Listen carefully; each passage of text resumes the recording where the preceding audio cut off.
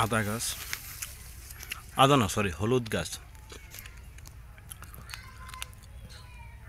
নিজেদের বাড়িতে লাগানো, এবং হলুদের সম্পূর্ণ প্রসেসিংটা আমি দেখাবো কীভাবে একদম বাজারজাত করা হয়। সেই সম্পূর্ণ প্রসেসিংটাই আমি দেখাবো। এটা হলো নিজের বাড়িতে লাগাইছি নিজেরা খাওয়ার জন্য। খাওয়ার উপযুক্তি করতে করতে কী পরিমাণ কষ্ট হয় সেটা আমি আপনাদের দেখানোর চেষ্টা করব। এই হলুদ বড় হওয়ার পর আপনার মাটি থেকে তুলতে হয়। মাটি থেকে তোলার প্রসেসিংটা আমি আপনাদের দেখাতে পারি নাই, কারণ যখন তুলছেন নিজে তুলছেন সেই জন্য প্রসেসিংটা দেখানো হয় না। তুলে আবার এটারে এইভাবে কাটতে হয়। কাটার পরে আবার পানিতে নিয়ে ধুইয়া একদম পরিষ্কার করতে হয়।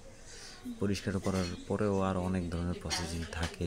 তারপরে একদম পানিতে ডেক্সির মধ্যে দিয়া পানিতে এগুলাকে মানে সিদ্ধ করতে হয়।